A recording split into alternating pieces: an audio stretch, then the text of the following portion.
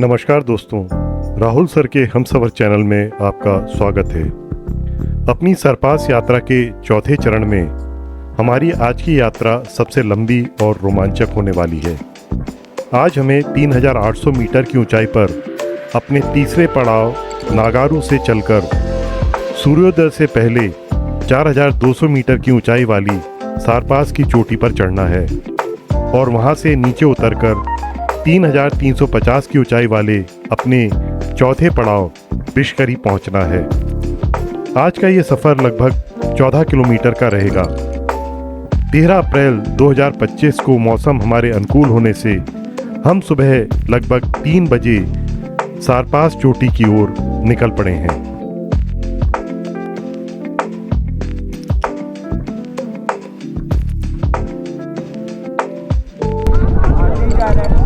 हम सरपास के अपने फाइनल डेस्टिनेशन पर पहुंच गए हैं। सामने चंद्रमा डूब रहा है और ये देखिए तमाम जो विजिटर्स हैं, यात्रीगण हैं, यहाँ इस चोटी पर पहुंच गए हैं। सही टाइम पे हम लोग पहुंच गए। सूर्योदय का इंतज़ार है सभी को। ये जितने भी भीड़ आपको यहाँ दिख रही है, ये सब अपने तीसरे बेस कैंप से यहाँ पहुँच गए हैं।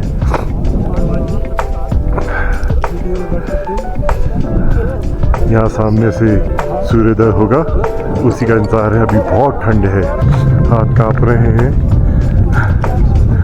लेकिन ये अभी तक की हमारी सबसे कठिन यात्राओं में से एक है। यहाँ पहुँचना वास्तव में दुष्कर है और यहाँ पहुँचने के लिए सरपास की यात्रा के लिए आदमी को मेंटली और फिजिकली बहुत ही फिट होना ज़रूरी है। सूर्योदय होता हुआ सरपास का ट्रैक हमारा, इसीलिए हम यहाँ पर इस चोटी पे आए थे। ये सूर्योदय हो गया है और चारों तरफ का नज़ारा देखिए। इसके साथ बर्फ़ की सारी चोटियाँ चमक गई हैं।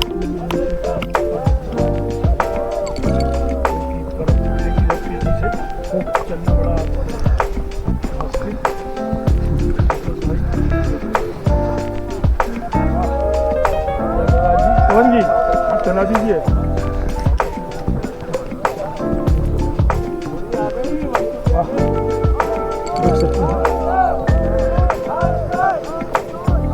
सारपास की चोटी पर सुबह का आरंभ किसी शानदार अनुभव से कम नहीं होता। जैसे ही उगते हुए सूरज की किरणें पहाड़ की चोटियों को चूमती हैं, क्षितिज पर एक गर्म चमक फैल जाती है। इस विस्मयकारी पल को देखने के लिए ही ट्रैकर्स सुबह होने से पहले यहाँ पहुँचने का जतन करते हैं। सूर्योदय के समय सारपास की चोटी की आकर्षक दुनिया में विचरते हुए ऊंची चोटियों और परिदृश्यों पर प्रकाश और छाया का खेल आपको मंत्रमुग्ध कर देता है।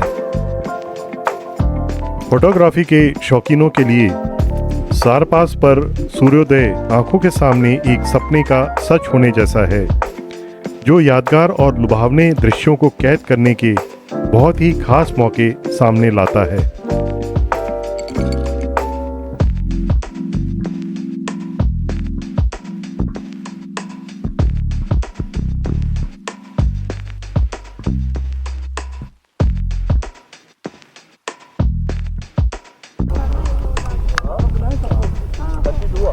अब इस रास्ते हम लोग वापस नीचे उतरेंगे।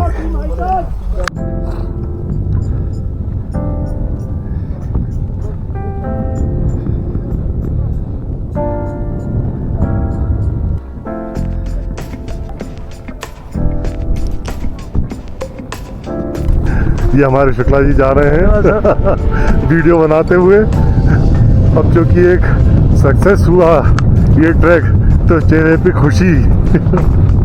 ये हमारा सरपास ट्रैक सक्सेसफुल रहा और हम लोग अब वापस जा रहे हैं। ये हमारे संतोष जी अपनी खुशियां जाहिर करते हुए आ जाओ। परसों सुबह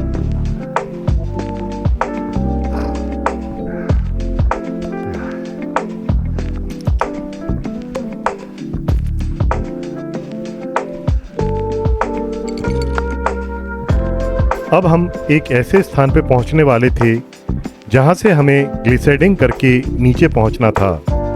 ग्लिसैडिंग एक ऐसी तकनीक है जिसका उपयोग एक पर्वतारोही किसी नरम बर्फ की ढलान पर नियंत्रित तरीके से फिसलकर नीचे उतरने की प्रक्रिया को आसान करने और गति बढ़ाने के लिए करता है।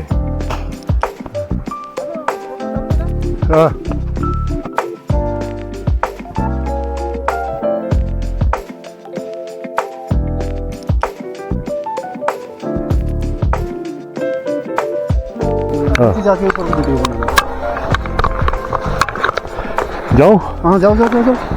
बिल्कुल बैठो ना। हेलो।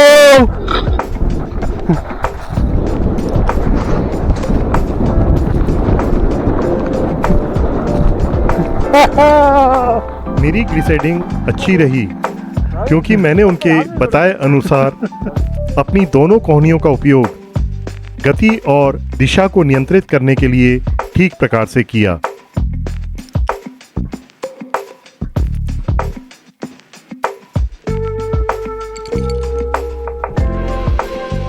स्नो स्पाइक्स या आइस क्लॉज एक जाली होती है जिसमें छोटे छोटे धातु के दांत मजबूती से जड़े होते हैं। इसे हाइकिंग बूट्स के सोल पर चढ़ाया जाता है जो बर्फीले रास्तों पर बेहतर पकड़ बनाकर फिसलने और गिरने से बचाती है। गेटर पतलून के निचले हिस्से में एक सुरक्षा कवच के रूप में पहना जाता है जो सांप के काटने से बचने और बर्फ में लंबी पैदल यात्रा करते समय निचले हिस्से को सूखा रखने के काम आता है।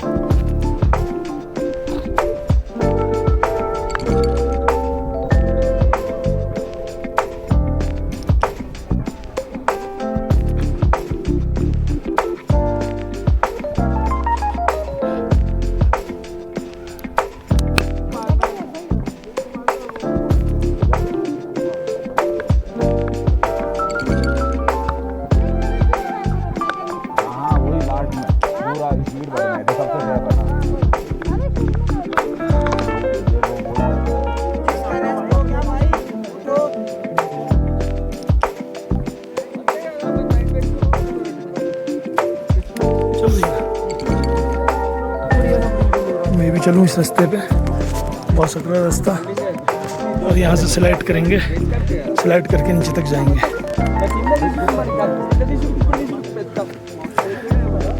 बहुत खतरनाक रास्ता।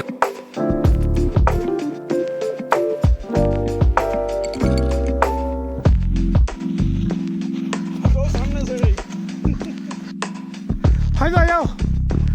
हाँ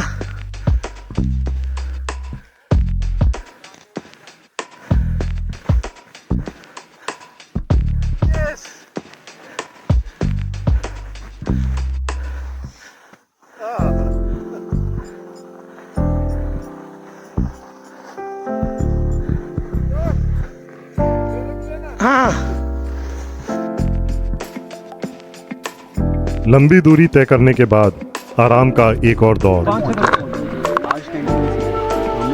ये हमारी टीम, शुक्ला जी, ये पवन गुप्ता और ये संतोष और मैं राहुल अग्रवाल। ये हमारे जो सरपास ट्रैकर्स का लास्ट फेज है और ये जो नीचे आप जो देख रहे हैं टेंट्स दिख रहे हैं, वहाँ हमें जाना है स्लाइड करने। So I am ready for sliding। आपको पूरा आगे का व्यू दिखाता हूँ। यही वाला है ना?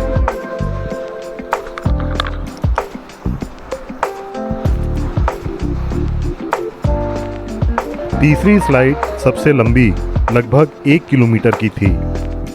इसमें कुछ घुमाव के साथ सतह भी ऊंची नीची थी किंतु पहले 2 स्लाइड करने से आत्मविश्वास बढ़ गया था और स्लाइड करते समय दोनों ओर बर्फ़ में कोहनियाँ गढ़ाकर गति और दिशा नियंत्रित करने का तरीका भी समझ में आ गया था। मैं बहुत ही सुरक्षित और सुविधाजनक ढंग से इस लंबी स्लाइड के अंतिम छोर तक पहुंच गया।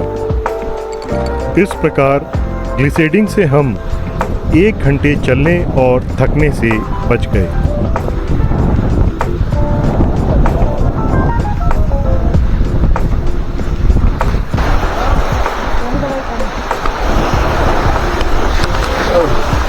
यहाँ से खड़े होके जा सकते हैं, कोई दिक्कत नहीं, क्योंकि आगे गड्ढे ज़्यादा हैं।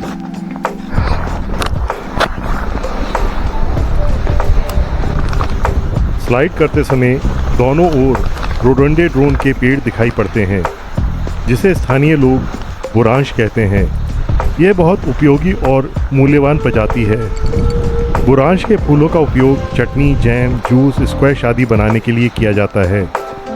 सूखे फूलों का उपयोग औषधीय गुणों वाली चाय बनाने के साथ और कई दवाइयाँ बनाने में भी होता है।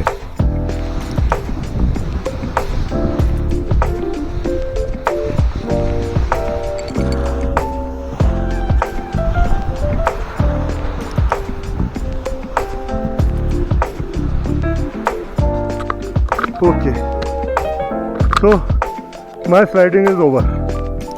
अब भाई हमारे बंदे खड़े हैं।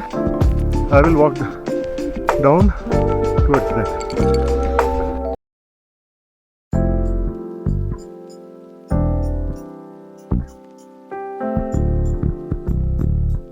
ये और लगाओ जोर, रोक लो आराम से गाड़ दो स्पाइक्स को नीचे, ज़्यादा आगे गड्ढा है, आगे मत जाओ, खड़े हो जाओ। ये वीडियो बना मुझे बहुत अच्छे से उतारा। सही है? ये हमारे शेर बाबर। भैया की कमर पकड़ ली मैंने। हाँ। और अच्छे से लेके आ गया। चल, वेरी गुड। ये हम अपने चौथे बेस कैंप की ओर बढ़ रहे हैं, जहाँ पर हम अपने सरपास जो हमारा ट्रैकिंग प्रोग्राम है उसकी तीसरी रात हम यहाँ बिताएंगे। चारों ओर बर्फ ही बर्फ।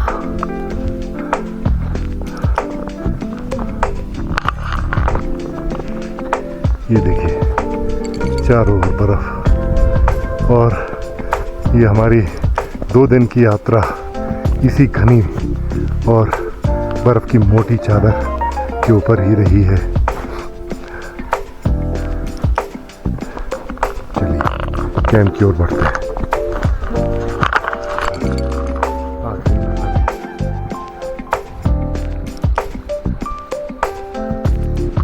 अभी हमें पानी की पहली धारा मिलेगी। ये छोटा सा पुल बना हुआ है, इसको क्रॉस करके जाएंगे।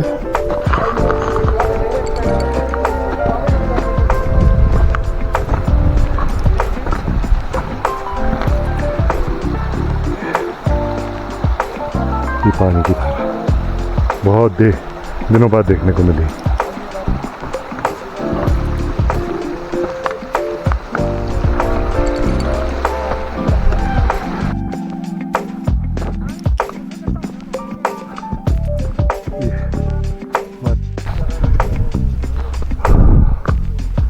हमारे टेंट अभी लग रहे हैं, अभी इंस्टॉल हो रहे हैं। तो यहाँ पर एक शेड है जिसमें स्टूल्स हैं, तो हम यहाँ थोड़ा आराम करते हैं। और ट्रैक हमारा बहुत अच्छे से हो गया विदाउट एनी मिसहैप। और ये सब ट्रैक पूरा करके आए हैं। It's a lovely atmosphere here. ये हमारे शीला हैं जो हिमालयन हाइकर्स गाइड हैं, और ये हमारी जो संतोष है हमारे साथ। मेरा जो टूर है शीला दीदी ने ही कराया है, और इन्हीं के गाइड मेरा आज का टूर बिल्कुल सफल हो पाया है। और मैं बस ये चाहूँगा कि भगवान जैसे इनको 12 महीने ट्रैक मिले। ये इन्होंने रास्ते भर हेल्प करी है। ट्रैकर की दुनिया में इनका नाम हो। Very good. शीला दीदी, नहीं, यू डिजर्व दैट, आप डिजर्व करते हैं। आज बिशकरी में हमारा आखिरी पड़ाव रहेगा। कल हम बिशकरी से बरशैनी तक लगभग 10 किलोमीटर की यात्रा और करेंगे, जो हमें पुलगा तक ले जाएगी, जहां से हमें कसोल के लिए कोई सवारी मिलेगी। यह 10 किलोमीटर का रास्ता कई छोटी छोटी घाटियों से होकर गुजरता है। कुछ घंटों की खूबसूरत जंगल ट्रैकिंग के बाद हम अपने अंतिम ठिकाने पर पहुंचेंगे और इसी आखिरी दौर का आनंद भी हम साथ साथ ही लेंगे। बने रहें राहुल सर के हमसफर।